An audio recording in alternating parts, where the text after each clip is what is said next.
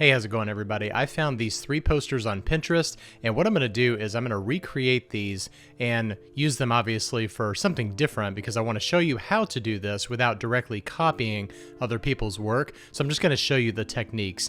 The first one here is going to be entirely done in Illustrator. The second one is going to be mostly done in Illustrator and then bring it into Photoshop. And then the last one here, pretty much the same thing. We are going to lay down our foundation in Illustrator and then bring it over into Photoshop. Before I get started, just as a quick reminder, only about 10% of the people that watch this channel are actually subscribed to it. If you wouldn't mind just hitting that subscribe button, it really does help me out and I appreciate it so much. All right, let's get to designing. So just really quickly, if you haven't seen this in other videos that I've done, just a pro tip, whenever I am going to do something like this where I'm going to actually draw on top of something, I always center it on the artboard here and then I bring the opacity down to about 50% or so. That way I can work directly on top of the existing artwork and then still see exactly what I'm doing on top of that new artwork. I'm just going to assume this is Helvetica. Okay, so this right here is still type, so what we need to do is convert it over to outlines.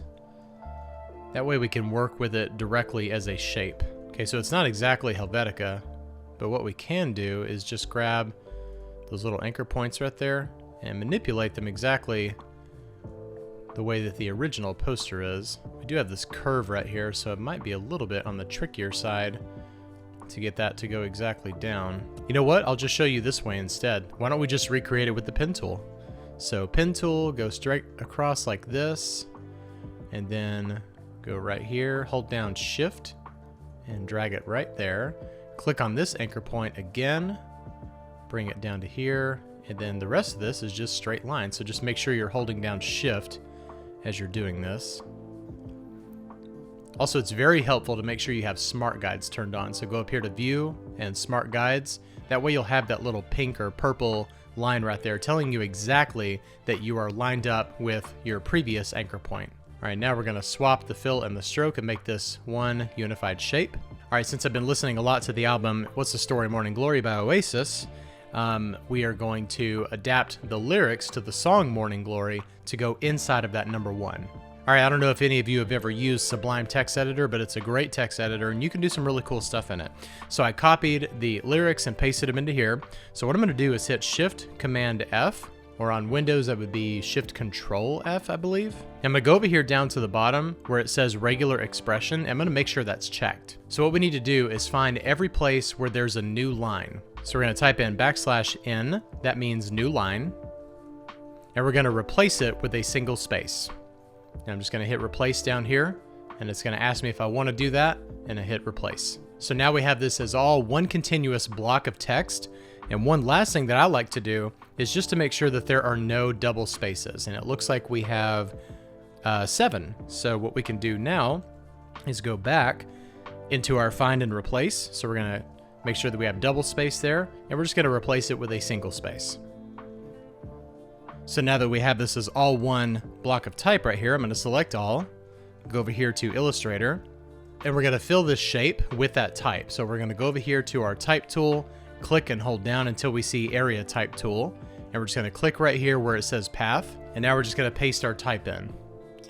Okay, so what we need to do is we need to make sure that this not only fills the entire space, but also make sure that it justifies to actually fill the horizontal space of the shape of the number 1. So I'm going to go over here to my paragraph panel, and we're going to go over here and click on justify all lines. So as you can see, it goes all the way to the edge of that box right there. And so we're going to go over here to character panel, and I'm going to click on optical kerning, and then I'm just going to increase that font size until it exactly fills up that shape. I'm going to zoom in here to the bottom. We're going to increase the tracking just a little bit, and then we can just slightly increase the line height, maybe like 18.1. Just kind of keep adjusting until you get exactly to the bottom of that line right there. And 18.4 is too much, so we'll do 18.32. And then maybe one more.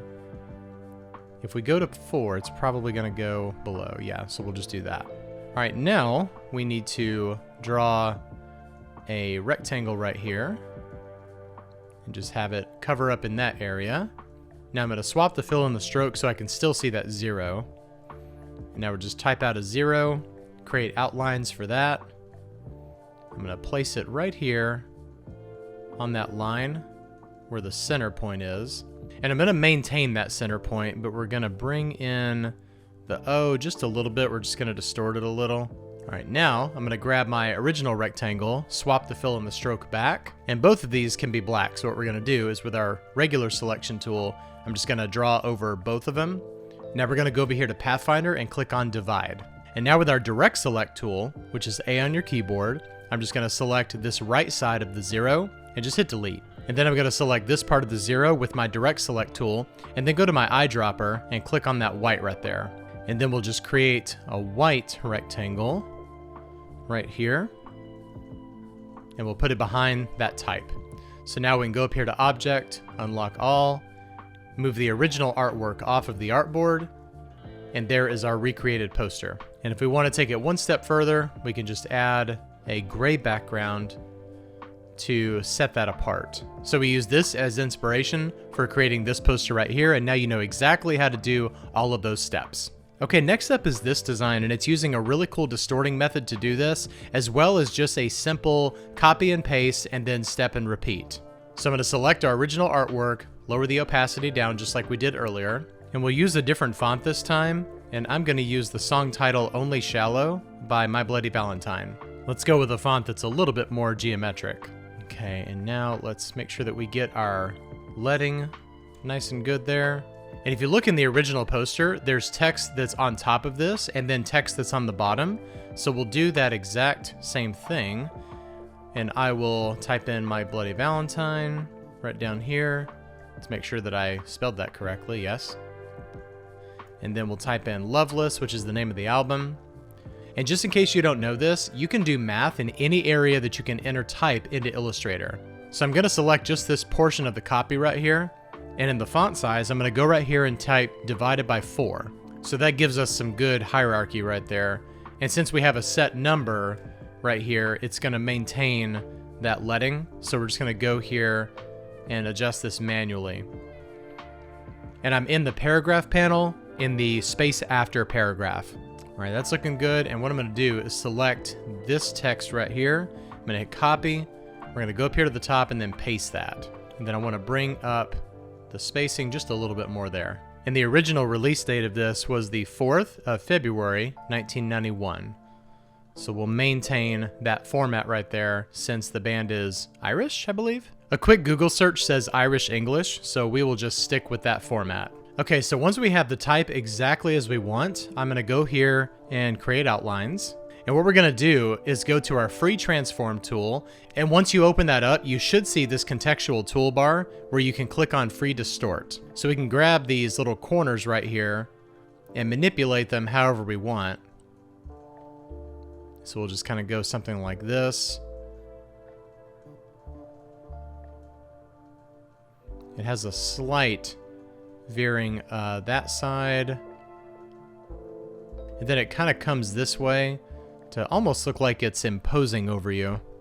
And the bottom part should actually bulge out just a little bit more like this, to where it's kind of looking like it's over your head. Okay, that's looking good right there. It's not exactly the same, but it's pretty darn close. All right, let's unlock this and let's move it off of the artboard. We'll just bring this back up to 100%. All right, now I'm going to center this up on our artboard. And let's go all the way to 18 inches wide. And in the transform panel, I'm going to go over here to where it says 18 inches and enter -4. So it's going to give 2 inches of margin on each side. All right, and now I'm going to hold down Option or Alt. And I'm just going to click and just kind of drag this down like this. And now I'm going to drop the opacity down to about 70%. And we're going to send this to the back. And now I'm going to hit Command or Control D on my keyboard. And that's going to follow that exact same distance that we did on the first one. And then we'll drop the opacity down to about 40%. And then Command D again.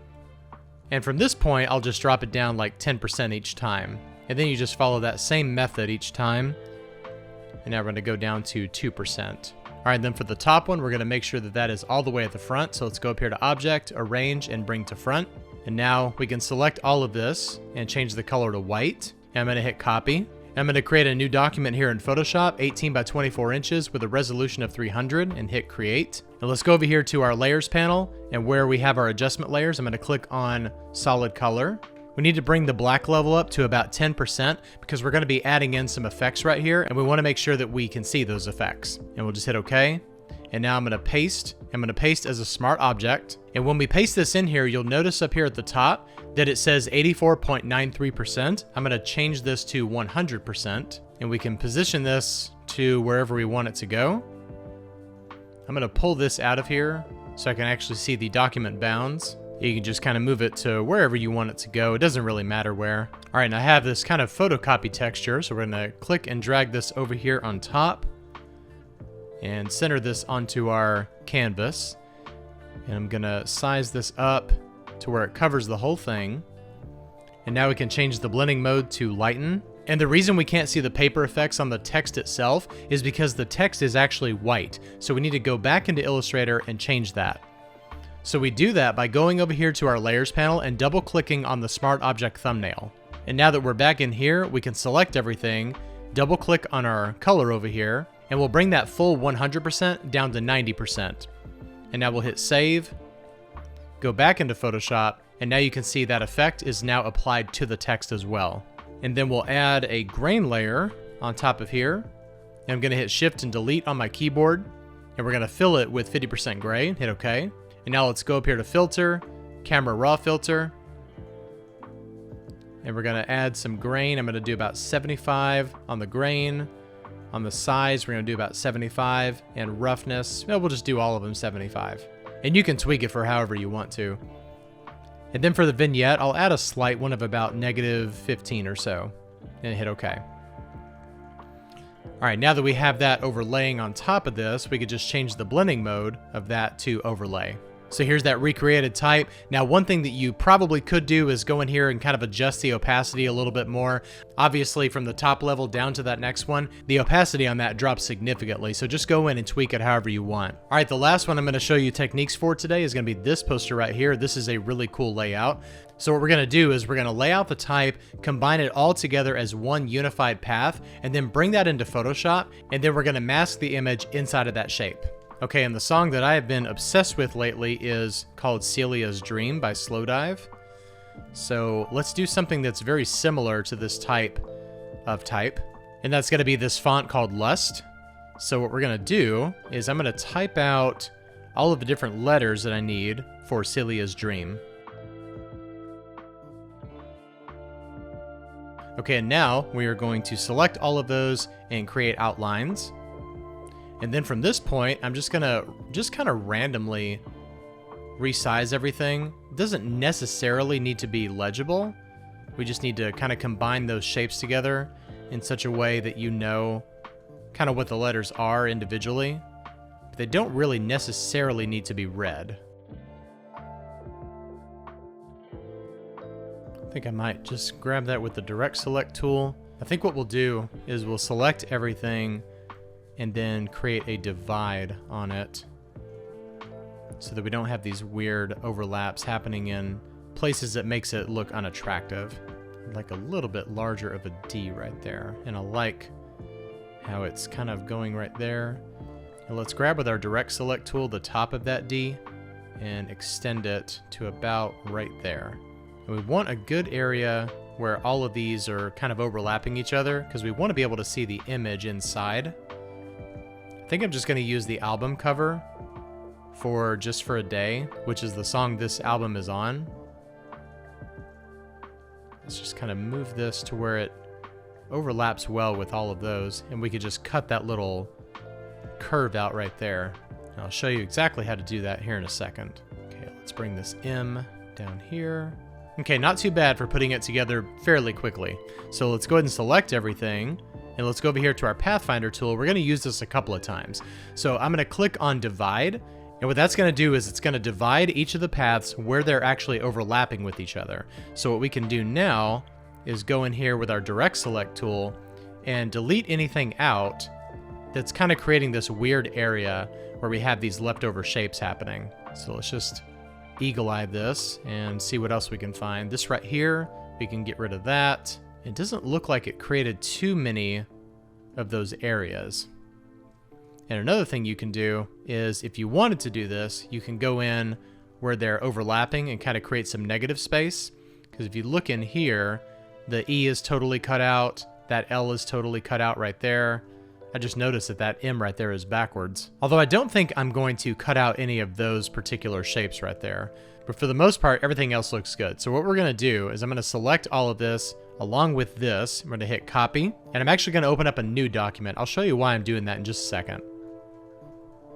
So let's paste this in, and let's go ahead and grab this, move it over here, and I'm just gonna lock that. Now we're gonna select everything. So now, if you notice over here in the left side where we have the fill and the stroke, you'll notice that we only have one color right here, but it says that we have multiple colors. And in a technical sense, that's true. So if you go in here and look at what we have selected with our direct select tool, you'll see that this particular shape has a fill of black. However, if we go into this area and kind of select it with our direct select tool, you'll see that we've got some overlapping areas, and in those areas, it has no fill color. So that's why it's saying we have multiple fill colors, because it still registers a non-fill color as a fill. So what we need to do in that case is grab our direct select tool and just select any shape that has a fill color of black. And now let's go over here to select, same, fill color. And now with all of that selected, we're gonna go up here to select and inverse, and it's gonna select all of those areas that have no technical fill color. And now we can just hit delete on our keyboard. And that gets rid of all of those fills that are technically fills, but are not a fill color. I feel like any moment I'm just gonna say Phil Collins. And now everything that we have selected here is one fill color. But the last thing we need to do before moving this into Photoshop is come over here to the Pathfinder and click on Unite. So that now brings everything together as one unified shape. So now we can hit copy, and I'll create another 18 by 24 at 300 document, hit create. And now we're gonna paste as a smart object and hit OK. And now we have this in Photoshop, so let's go grab that album art. All right, so I went out and grabbed the album cover and pasted it here into Photoshop, and as you can see, it's very, very small. So we're gonna enlarge this all the way slightly past where that bounding is for the type.